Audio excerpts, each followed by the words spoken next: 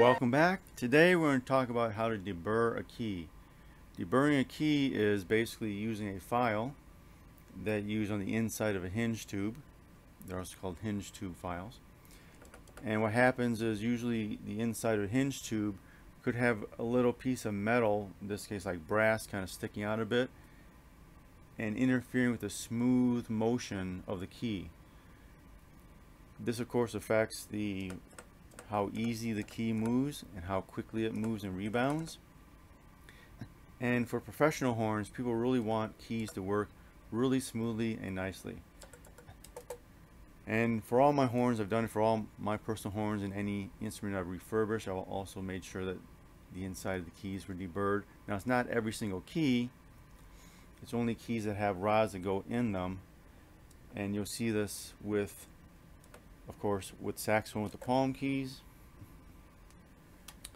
with the side keys here, and with any keys that have multiple keys on them. For instance, the upper stack has a long rod that goes through it. Gotta make sure all those tubes that interconnect are deburred. The lower stack also has that too. Okay, so we have to differentiate those keys from other keys, like this singular one here that has a pivot screw here and a pivot screw here, versus this key up here, which has multiple cuts in it because it moves multiple ways, which has a hinge rod in it. So we're going to get right to that. We're going to take a look at the tools that are needed and learn how to debur actually my palm D key right after this. So before we get to debur anything, we need some tools first. First one has some high quality screwdrivers. I have a video about screwdrivers. For instance, these ones are very good for technicians. You want to stay away from cheap screwdrivers to take off screw rods because they tend to twist. I have a video about that. Next, you want to have a tool to remove the spring, or not to remove it, just to unhook it, and also to hook it back in. And what's important for this, for deburring, is you need a file that goes inside of the key rod itself. I'll put a link to places that sell these little files. I have loads of them.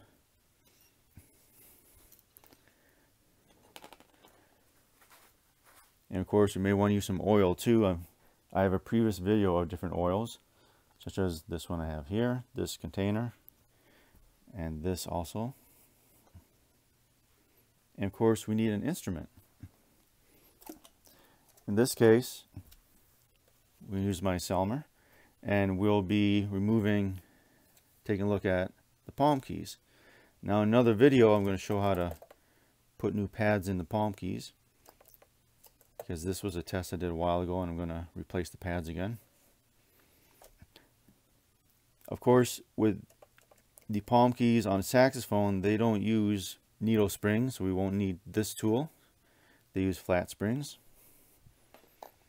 which makes it really easy. We're going to take off the palm D real quickly.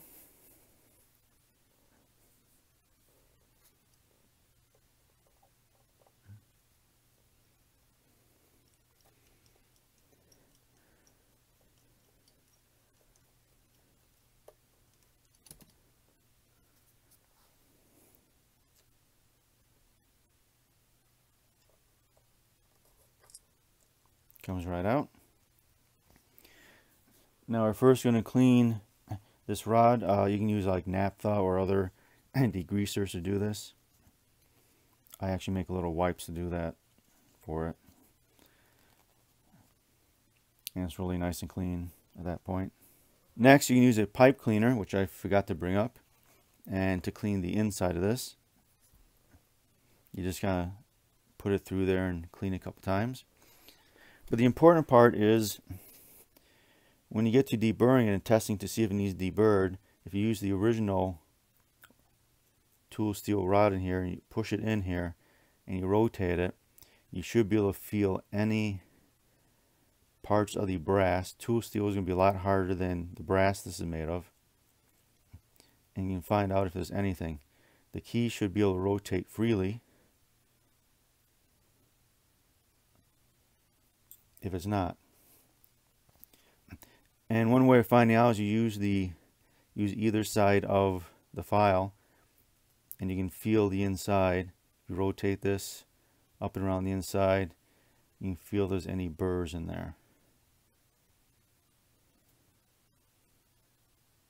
As I mentioned, you can also use this too, which should be nice and smooth, and see if there's any burrs in there. I can tell there's a little bit of burr near the end here. So I'm going to use the tool file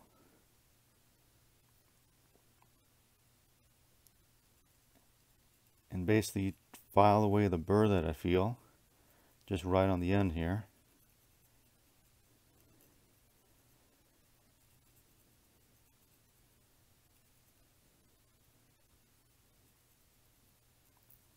And once you start doing this multiple times, it becomes really easy to feel and to correct. Put this back in.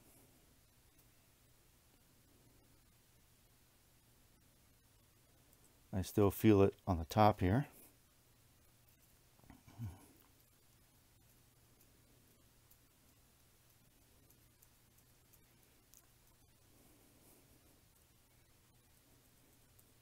And the reason you want to deburr your keys is it makes them, of course, actions a lot smoother. Sometimes when you get keys that aren't deburred properly, they'll actually stick on the burr itself, and the spring tension isn't enough.